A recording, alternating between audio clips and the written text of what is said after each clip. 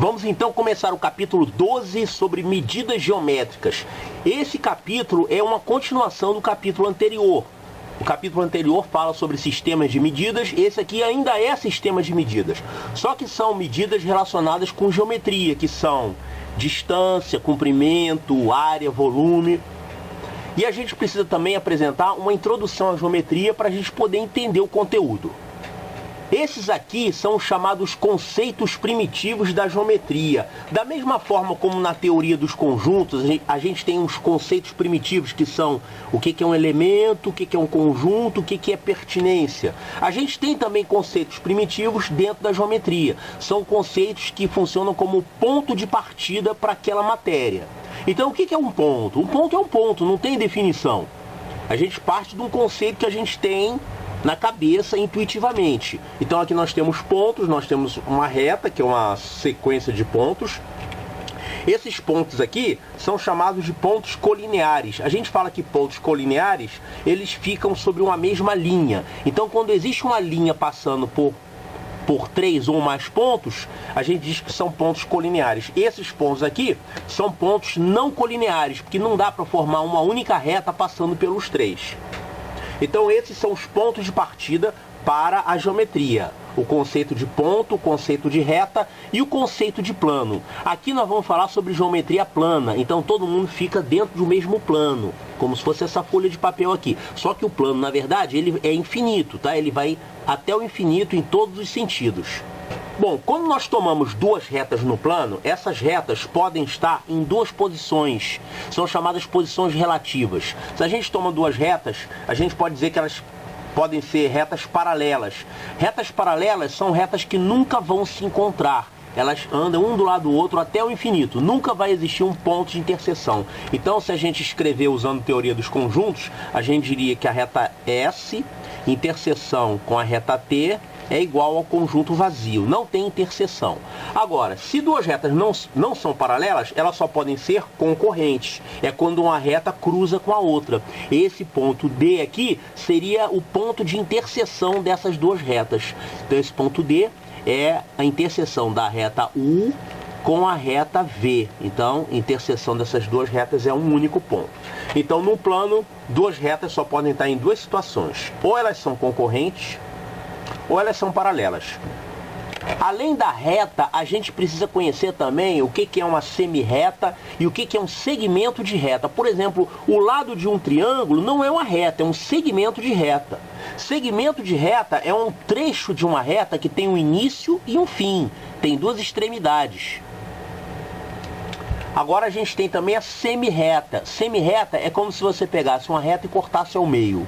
Então, tem um ponto que é onde a reta começa, que é a origem dessa semirreta, e ela se prolonga até o infinito. Então ela vai para o infinito só em um lado, o outro lado é como se fosse o início. E a reta em si, ela se prolonga até o infinito nos dois sentidos. Então ela vai para o infinito para lá, vai para o infinito para cá. Isso é uma reta. Semirreta, você marca um ponto e despreza a metade. Então, dali em diante vai ser uma semirreta. E segmento de reta é quando você pega dois pontos numa reta e esquece o que tem depois dos dois pontos. Você pega só o que está entre os dois pontos. Então, isso aqui se chama segmento de reta. Então, por exemplo, o lado de um triângulo, o lado de um quadrado, o lado de um polígono qualquer, são segmentos de reta. Bom, a seguir vem a noção de ângulo.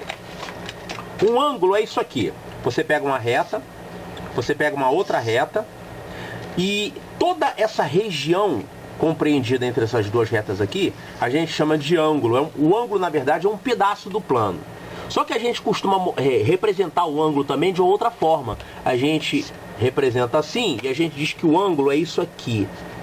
Na verdade, isso aqui é medida do ângulo. A gente pode ter um ângulo de 90 graus, um ângulo de 30 graus, um ângulo de 45 graus. Podemos ter ângulos maiores ou ângulos menores. Mas, na verdade, o ângulo é toda a região compreendida entre duas retas concorrentes. Quando as duas retas se encontram, na verdade, elas definem 4 ângulos. Nós temos aqui isso aqui, que é um outro ângulo.